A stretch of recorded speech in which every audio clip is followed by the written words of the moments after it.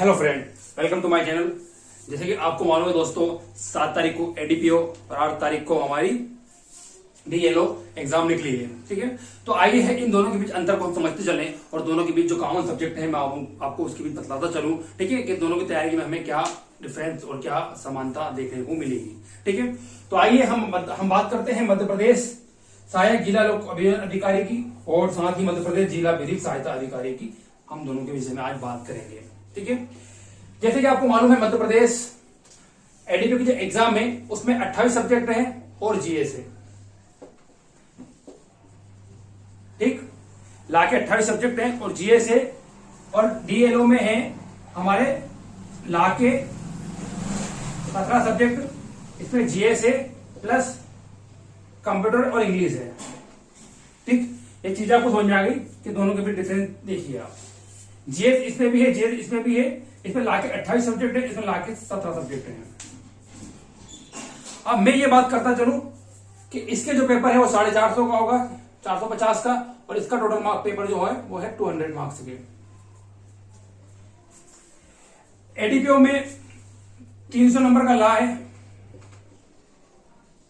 और 150 नंबर का जीएस है। उसके बाद मैं डीएलओ की बात करूं तो इसमें 140 नंबर का ला है और 60 नंबर का जीएस, कंप्यूटर और इंग्लिश है। ठीक,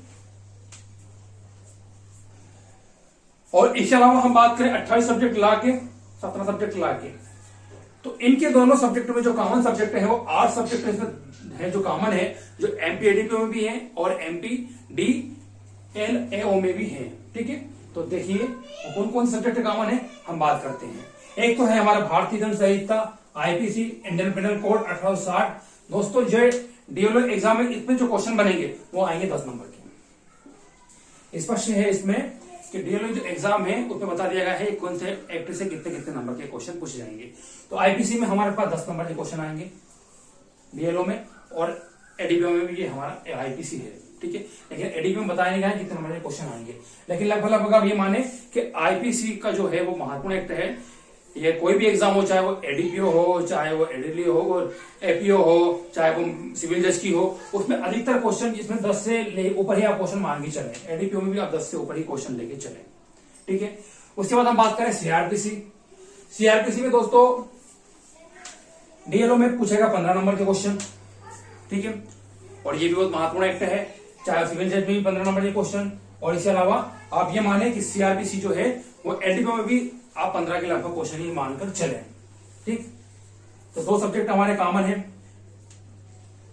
इसके अलावा तीसरा सब्जेक्ट है दहेज प्रतिषेध अधिनियम 1961। दोस्तों इसमें 5 क्वेश्चन बनेंगे।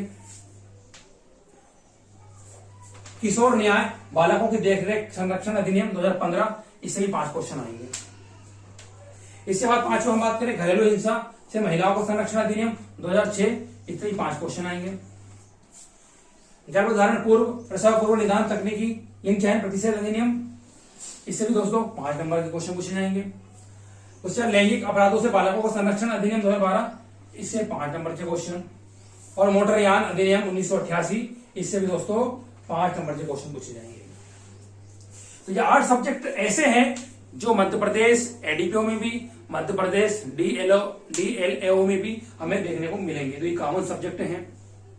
ठीक है, इनको आप विशेष तौर पर देखें। आप चाहे दोनों के एग्जाम की तैयारी कर रहे हैं तो इन 8 सब्जेक्ट पर आप अच्छे से कमांड बना लें, ताकि ये 8 सब्जेक्ट दोनों ही जगह आपको देखने को मिलेंगे। ठीक है, और इनके नंबर भी हमें बता चुका हूं, और यही लगभग आप इसके एमपी एडीपी में इसी तरह से इसमें नंबर आप मान सकते हैं। ठीक है, इसके अलावा 8 सब्जेक्ट दोनों में कॉमन हो गए, 20 सब्जेक्ट एडीपीओ के। डिफरेंस आप जानते हैं, सिलेबस में आपने देखा होगा, और 9 सब्जेक्ट डीएलओ के भी आपने देखा होगा। ठीक है, सिलेबस में तो ये डिफरेंट सब्जेक्ट 20 और 9 इसके अलग अलग है। ठीक है, वो हम उसकी तैयारी अलग से करेंगे।